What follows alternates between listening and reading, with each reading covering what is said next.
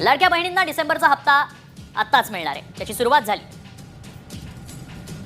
लाडक्या बहिणींना 1500 रुपयांचा हप्ता मिळणार। सूचना से हमने वो जो डेडलाइन थी 18 नवंबर की उसको आज एक्सटेंशन देके 31 दिसंबर तक 31 दिसंबर तक वो बढ़ाई है, ताकि ये ई-केवाईसी की जो प्रोसीजर है वो कोई भी लाभार्थी ई-केवाईसी का प्रोसीजर उन्होंने किया नहीं है, इस वजह से वो इस लाभ से वंचित ना रहे।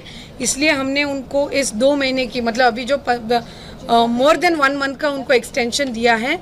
और मुझे विश्वास है कि इस एक्सटेंशन में ज़्यादा से ज़्यादा जो लाभार्थी ई-केवाईसी से वंचित रहने वाले थे उनको ये जो एक्सटेंशन दिया है उसमें राहत मिलेगी। देण्यात आलेली आहे। अद्यापर्यंत ई-केवायसी करणाऱ्या महिलांची संख्या किती आहे ही माहिती पडलेली आहे का? अद्याप किती महिलांचं ई-केवायसी लाडकी बहीणमध्ये करण्याचं बाकी राहिलेलं आहे? आम्ही साधारणपणे 2 महिन्यापूर्वी 18 नोव्हेंबरपर्यंत ई-केवायसीची प्रक्रिया पूर्ण करण्याच्या संदर्भामध्ये सर्वच आपल्या महाराष्ट्रातील लाडकी बहीण मुख्यमंत्री माझी लाडकी बहीण योजनेच्या लाभार्थी महिला ज्या आहेत त्या माता भगिनींना आम्ही त्या ठिकाणी सूचना केल्या होत्या।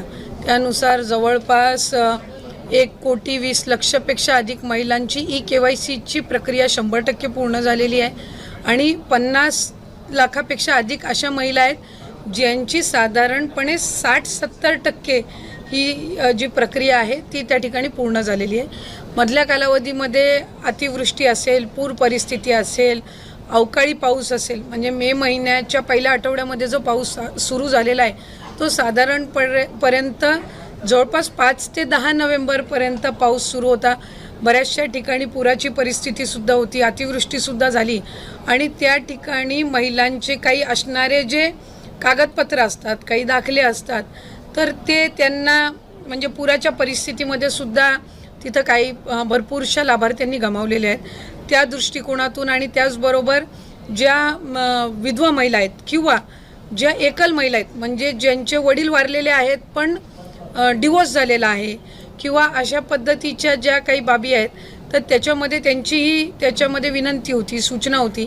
मधल्या कालावधीमध्ये आदरणीय मुख्यमंत्री देवेंद्र फडणवीस साहेब, दोन्ही उपमुख्यमंत्री शिंदे साहेब आणि आदरणीय दादांच्याकडे सुद्धा त्या संदर्भातली चर्चा करण्यात आली आणि 31 डिसेंबरपर्यंत आपण ई-केवायसी करण्याची मुदत ही वाढवत आहोत, म्हणजे जेणेकरून ज्या काही जिथं अतिवृष्टी झाली, पूर परिस्थिती झाली तिथल्यांनाही महिलांना ई-केवायसीसाठी त्या ठिकाणी